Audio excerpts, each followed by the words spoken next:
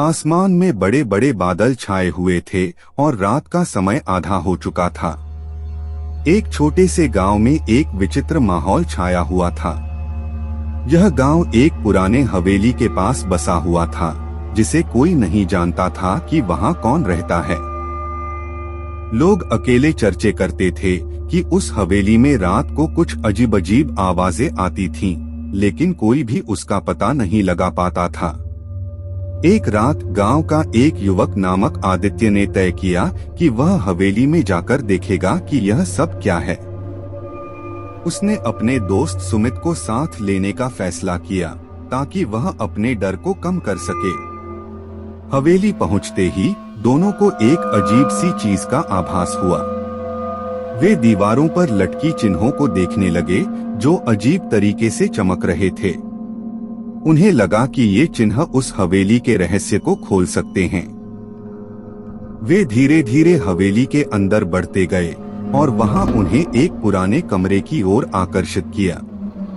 कमरे के दरवाजे पर एक बड़ा पुराना ताला लगा हुआ था, लेकिन उन्होंने उसे खोल दिया और कमरे के अंदर घुसे। कमरे के अंदर देखा गया कि वहां एक पुराना संगीत बॉक्स खड़ा था, जिसमें पुराने भूतपूर्व संगीत की धुनें बज रही थीं। आदित्य और सुमित हैरान हो गए कि ऐसा कैसे हो सकता है, क्योंकि कोई भी इतने सालों से इस हवेली को नहीं खोल पा रहा था। संगीत बॉक्स के पास जाकर वे देखते हैं कि एक पुराना कागज है जिसमें लिखा हुआ है, मैं हूँ वह आत्मा जो इस हवेली को अपना घर मानता हूँ। मेरी आत्मा इस संगीत बॉक्स में बसी हुई है और मैं यहाँ सदा बहुत समय से रहता हूँ। आदित्य और सुमित की चेहरे पर अब विशेष भय का एहसास होने लगा था, लेकिन वे दिल से मानने को तैयार नहीं थे कि यह सच हो सकता है। उन्होंने सोचा कि शायद कोई और होगा जो इस सब का कारण है और यह सब एक बड़ा जोक हो सकता है।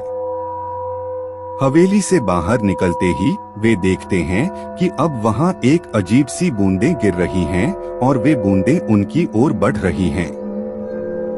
बूंदों का रंग लाल था और वे देवता और राक्षसों के बीच एक बड़े संघर्ष का संकेत देती थीं। एक बड़ी बूंद ने आदित्य की ऊपर गिरी और तभी उसने अपने होश खो दिए। जब उसने आंखें खोली तो वह देखा कि वह किसी अजीब से जगह में खड़ा है। वह एक विशाल जंगल में था, जहाँ की हर वस्तु एक नई दुनिया की ओर इशारा कर रही थी। वह एक रहस्यमय दरबार में पहुंचा, जहाँ एक विशाल सिंहासन पर बैठे हुए राजा उसका स्वागत कर रहा था।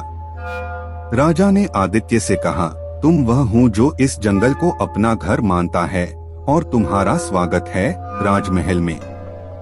आदित्य ने यह सुना और अछूत होकर उठा, लेकिन वह अब एक नई दुनिया में था जो उसकी सोच से परे थी। यह दुनिया एक अद्भुत राजमहल की तरह थी, जिसमें विशेष शक्तियों का संग्रहण हो रहा था। आदित्य ने राजा से पूछा, मैं यह सब कैसे हुआ? राजा ने उससे कहा, तुम्हें इस रहस्यमय संग्रहण में जाने का अधिकार मिला है, क्योंकि तुम वह आत्मा हो जिसने इस जंगल को अपना घर माना है। तुम्हें इस संग्रहण की रक्षा करने का कर्तव्य है। राजा ने उससे बताया कि उसे जंगल में एक पुराना शत्रु था जो इस संग्रहण को हर तरह से नष्ट करना चाहता था। आदित्य ने अपनी शक्तियों का उपयोग करके उस शत्रु को हराने का प्रयास किया और उसने विजय प्राप्त की। राजा ने आदित्य को बताया कि यह संग्रहण एक अद्वितीय दुनिया है जो केवल उसी आत्मा के लिए खुलती है जो इसे अपना घर मानता है, और इस दुनिया में उसकी आत्मा को नई शक्तियों का अनुभव होता है जो उसे अपनी दुनिया को सुरक्षित रखने में मदद करती हैं।